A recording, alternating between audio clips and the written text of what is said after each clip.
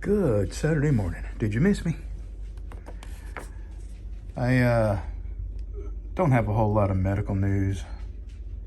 I am on some steroids, and I can close my hand a little more than I could before. So that's positive. My lower gut problem down there seems to be improving some. So here's what I'm gonna do. You know, we have stored food, and we have several of these, and I don't recall ever eating any of these. So I'm gonna open one up, cut a piece off of it, and see how it tastes. Okay, Lucy, you're in my spot. Go over there. Go. All right, maybe we'll do it. Well, I'll tell you, that's kind of spammy.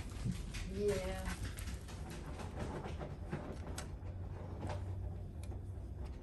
And I love spam. All right, let's just cut a chunk off.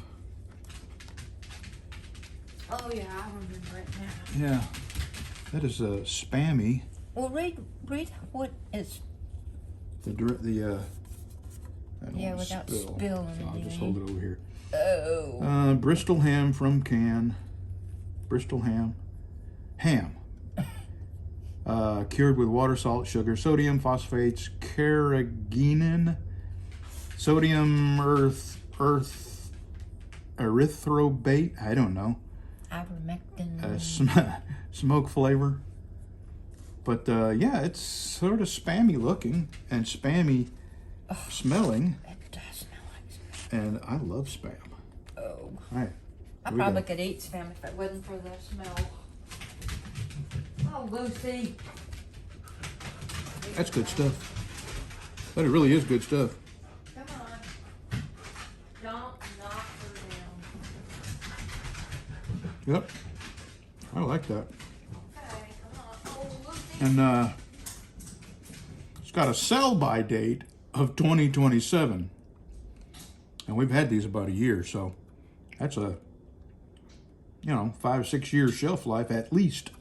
Or that's a 5 or 6 year sell-by date. That's really good. I know what I'm going to do with the rest of this. I'm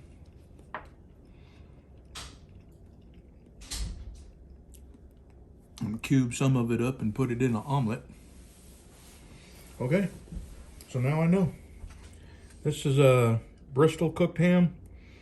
We get it at Walmart, and I've seen it at the dollar store a time or two. And it's just like Dak ham. We've got a couple of Dak hams, but the Dak ham is really hard to find, and I don't think there's much of a difference. Okay, thanks for watching. Have a good Saturday, y'all. Well, this is day 3, and let me back up.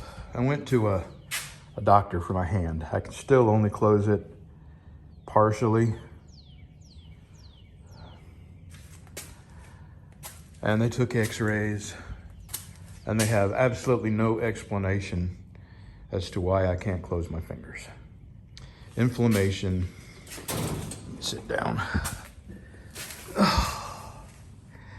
Inflammation that they just don't know what's causing it. So they got me on this steroid pack, and I'm on day 3, and I couldn't do this before. I mean, it's a very hard clutch to begin with. My wife's clutch is a piece of cake. But the fact that I've got some strength back in what movement I do have, that's a good sign. But as soon as the steroids wear off, I'll probably go right back to not having any strength and not even being able to close my fingers tight enough on a doorknob to turn it. But anyway, that's where I'm at. Nothing changed anywhere else. I have a spot on my spleen that they want me to see a cancer doctor about. And I've called and called and called to try to get an appointment, and they're not returning my calls. You don't actually get a person, you leave a message. So apparently it's not important enough that I can even get an appointment. So I'm just gonna park that for a little while because I got so many other things going on.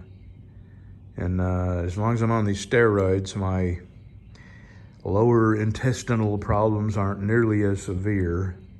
But again, as soon as I'm done with this, what do I got? 3 more days. As soon as I'm done with a steroid pack, I'm sure within a couple of days I'll go right back to where I was. And, well, I don't want to say much more. So that's where I'm at. Nothing new going on here. Can't do anything. Nothing new.